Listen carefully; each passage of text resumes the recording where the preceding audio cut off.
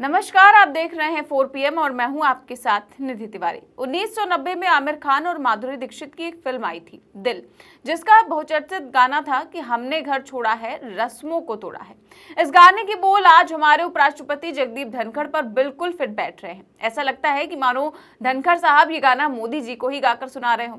वो मोदी जी से कह रहे हैं कि हमने उपराष्ट्रपति आवास छोड़ने का निर्णय ले लिया है क्योंकि आपने पूर्व उपराष्ट्रपति को सरकारी आवास देने की रस्म को भी तोड़ दिया है। दरअसल इन दिनों जगदीप धनखड़ काफी सुर्खियों में बने हुए हैं। इतनी सुर्खियां तो उन्हें उपराष्ट्रपति रहते हुए भी नहीं बटोरी थी, और हो भी क्यों ना।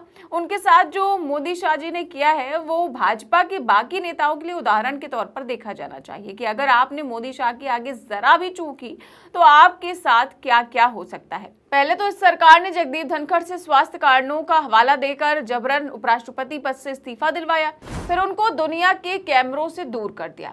उसके बाद सारे नेताओं से उनका बॉयकॉट करवा दिया।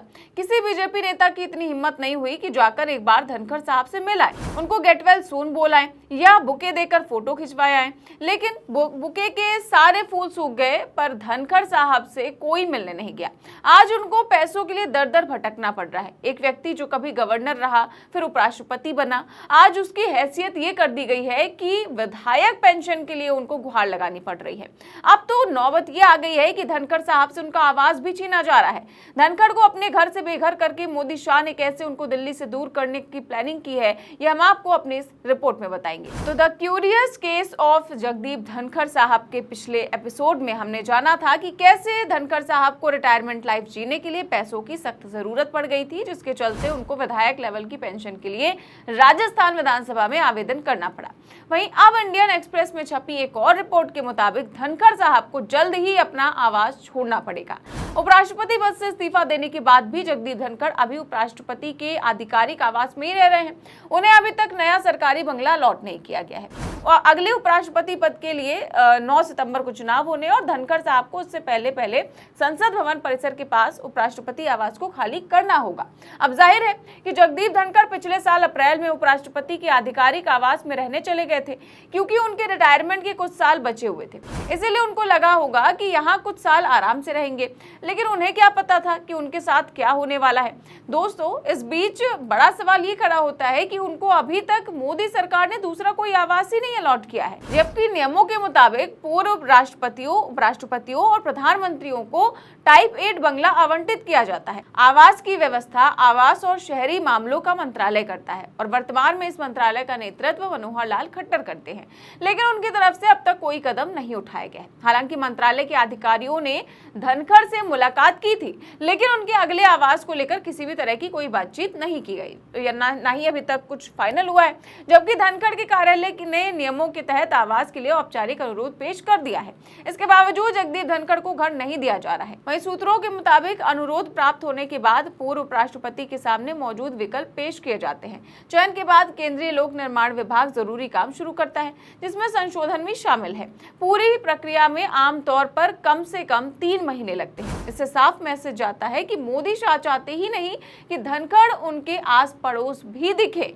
ऐसे में सवाल उठता है कि अब जगदीप धनखड़ कहां अपना ठिकाना ढूंढेंगे, कहां जाएंगे और कहां रहेंगे। मोदी सरकार जो लाखों प्रधानमंत्री आवास बनवाने का दावा करती है, क्या उसमें से एक भी घर धनखड़ साहब को नहीं दिया जा सकता? लेकिन अब आप धनखड़ साहब की चिंता छोड़ दीजिए, सरकार ने छोड़ दी है तो हम और आप क्यों परेशान हो।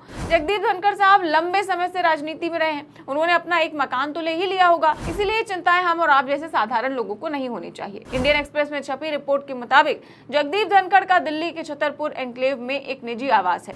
सरकारी आवास छोड़ने के बाद अब वो अपने उसी निजी आवास में शिफ्ट होने पर विचार कर रहे हैं और बताया जा रहा है कि उसी आवास में वो शिफ्ट हो जाएंगे और नेताओं की नजरों से दूर वहीं छतरपुर एन्क्लेव में रहेंगे।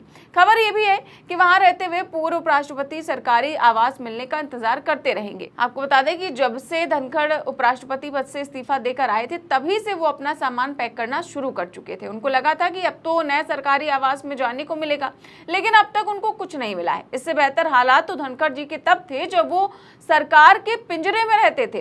कम से कम दुनिया के सामने तो आते थे, अपनी बात रखते थे। लेकिन ये तो पहली बार हुआ होगा कि कोई पिंजरे से आजाद होने के बाद कैद हो गया हो। अब मोदी सरकार ने उनकी हालत ऐसी कर दी है कि उनको पूर्व विधायक वाली पेंशन के लिए अप्लाई करना पड़ रहा है।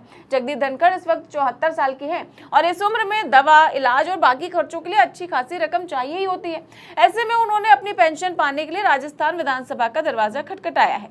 याद दिला दें कि 1993 से 1998 तक वो किशनगढ़ से विधायक रह चुके हैं और तब कांग्रेस के टिकट पर जीते थे। यानी कहानी की शुरुआत भी कांग्रेस से हुई थी और खबर है कि विधानसभा सचिवालय में उनका आवेदन पहुंच चुका है और अब प्रक्रिया चल रही है। बता दें कि राजस्थान में पूर्व विधायकों को 35,000 रुपए पेंशन मिलती है। 70 साल पार करने पर इसमें 20% और 80 साल के बाद 30% बढ़ जाता है। यानी धनखड़ को उनकी उम्र के हिसाब से करीब 42,000 रुपए हर महीने पेंशन मिलेगी। इसके अलावा एक्स MLA वाली सुविधाएं भी मिलेंगी।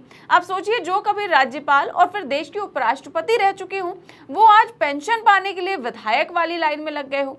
वैसे राजनीति में उनका सफर काफी लंबा रहा है। 1989 में झुंझुनू से लोकसभा सांसद बने और चंद्रशेखर सरकार में मंत्री भी रहे। फिर 2019 में पश्चिम बंगाल के राज्यपाल बने और वहां ममता बनर्जी से उनकी तकरार हमेशा सुर्खियों में रही। इसके बाद बीजेपी ने उन्हें उपराष्ट्रपति बना दिया, लेकिन यहाँ भी उनका कामकाज ज्यादातर सरकार के इशारों पर चलता रहा। विपक्ष उनसे इतनी नफरत करने लगा था कि उनको हटाने के लिए महाभियोग लाने तक की कोशिश हुई। मतलब धनखड़ साहब यहाँ तक एकदम राइट ट्रैक पर चल रहे थे।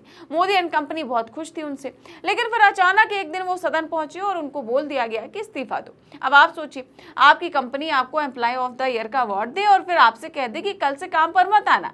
आपकी कंपनी जिसने आपको रहने को घर दिया था, वो एक ही झटके में आपको सड़क पर ले आए। आपका स्वास्थ्य तो खराब होगा ही, कुछ ऐसी ही गुजरी होगी हमारे धनखड़ साहब पर। विपक्ष सदन के अंदर उनको जितना भी नापसंद करता होगा, लेकिन इस कदर नहीं कि उनकी उम्र की भी कदर ना करे। तभी राहुल गांधी से लेकर के कपिल सिब्बल तक लोगों ने सवाल उठाए। संजय राउत ने तो अमित शाह को लेटर तक लिख दिया, लेकिन मजाल है कि वो कोई जवाब दे पाए।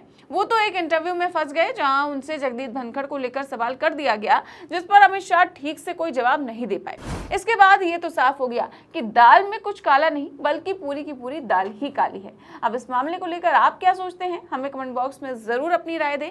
चैनल को सब्सक्राइब भी करें और ज्वाइन भी करें। देश और दुनिया की तमाम बड़ी खबरें जानने के लिए देखते रहिए 4PM न्यूज नेटवर्क। नमस्कार।